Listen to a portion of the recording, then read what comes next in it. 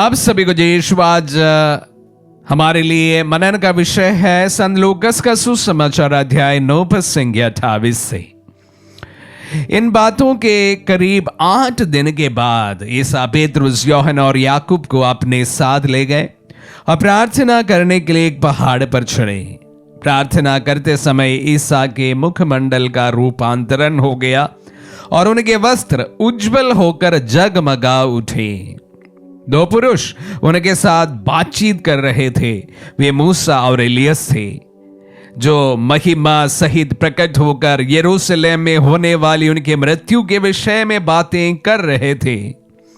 पेतरुस और उनके साथी जो ऊँग रहे थे पूरी तरह से जाग गए। उन्होंने ईसा की महिमा और उनके साथ 2 पुरुषों को देखा। वे विदा हो ही रहे थे कि पेतरुस ने ईसा से कहा, गुरुवर, यहां होना हमारे लिए कितना अच्छा है। हम 3 तंबू खड़ा कर दे, एक आपके लिए, एक मूसा और एक एलियस के लिए।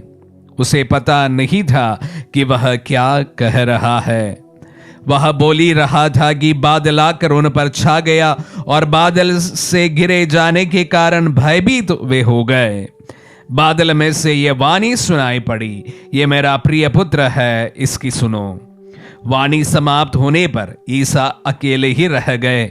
शिष्य इस संबंध में चुप रहे और उन्होंने जो देखा था उस विषय पर वे उन दिनों किसी से कुछ नहीं बोले। क्रिस्त में प्यारे भाई और बहनों, आज हमारे लिए मनन का विषय प्रभु का रूपांतरण के बारे में है।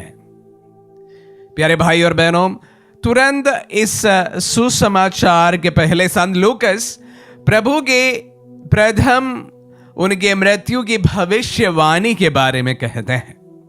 उसके बाद यह भाग हमें पढ़ने को मिलता है और इस रूपांतरण की उस घटना में अनेक चीजें होती है। प्रभु अपने 3 शिष्यों के साथ, पेतरुस, यूहन्ना और याकूब के साथ पहाड़ चढ़ते हैं और पहाड़ पर शायद बहुत काम करने के कारण शिष्य सो जाते हैं। अक्सर प्रभु के साथ या प्रार्थना करते समय और ऐसे विशेष अवसरों पर अपने शिष्यों को सोते हुए हम पाते हैं। उसका एक मुख्य कारण शायद वे पहाड़ जो चढ़ना था, चढ़ते चढ़ते शायद थक गए होंगे और वे आराम कर रहे थे। और इस बीच वहां पर सब कुछ जो उनके कल्पना नहीं था उसी के विपरीत होता है। प्रभु अपने पूरे महिमा मंडल के साथ वहां पर दिखाई देते हैं। उसका विवरण, वर्णन, सब कुछ आज के सुसमाचार से हमने सुना। और उसी के साथ साथ उनके साथ 2 व्यक्ति वहां पर उपस्थित थे। कौन थे? मूसा और एलियस। मूसा की मृत्यु तकरीबन 1500 वर्ष पूर्व हुआ था और एलियस की मृत्यु तकरीबन 900 साल पहले हुआ था। ये दोनों व्यक्ति प्रभु के साथ इस समय उपस्थित है। उनकी एक और विशेषता है कि मूसा और एलियस याहवे को अनुभव किए हुए लोग हैं। उनका संबंध और उनका जीवन याहवा से जुड़े हुए हैं। और ठीक इसी प्रकार प्रभु के अंतिम समय पे भी हम देखते हैं एलियस और मूसा उनके साथ में है। और ये सारे वारदात वहां पर होते देख जब उनकी नींद खुल गई तो क्या देख रहा है? ये तमाम चीजें उनके आंखों में होते वो देख रहे हैं। परप्लेक्स्ड हो गए, पता नहीं अभी क्या करना है, क्या कहना है। तो पेतरुस बोल पड़े, वैसे ही पेतरुस ही बोल पड़ता है। सब जगह पर बोलने के लिए पेतरुस हमेशा शायद तैयार रहते हैं। तो इसलिए बोलने लगे कि प्रभु, अब अगर आप चाहे हम 3 तंबू खड़े कर सकते हैं, एक आपके लिए, एक मूसा के लिए, एलियस के लिए। यहां होना हमारे लिए कितना अच्छा है।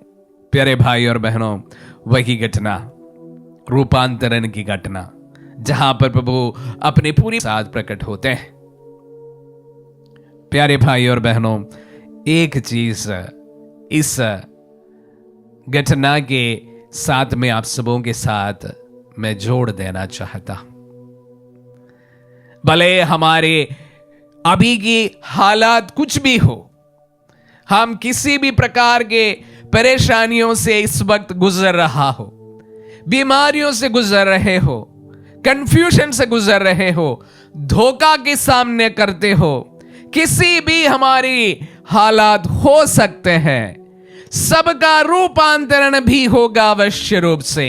इसलिए मैंने कहा था शुरुआत में कि यह घटना तब होती है जब प्रभु अपने प्रथम भविष्यवाणी करते अपनी मृत्यु के बारे में, और उसी के बाद वो महिमान्वित हो जाते हैं, महिमा मंडल में वह सुशोभित होते हैं, अपने शिष्यों के सामने वह प्रकट होते हैं।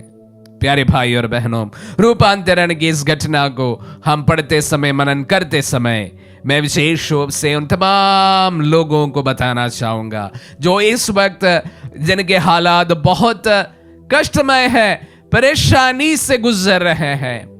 आपकी जिंदगी भी बदलने वाली है, आपका जीवन भी बदलने वाला है, आपका कष्ट भी समाप्त होने वाला है, आपका रूपांतरण भी होने वाला है।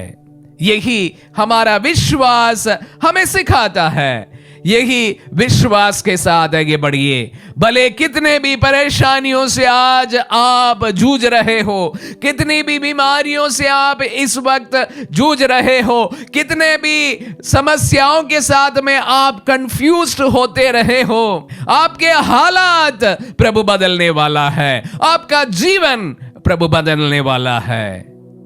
और जोड़ना चाहूंगा, आपका भी रूपांतरण अवश्य होने वाला है। आमीन।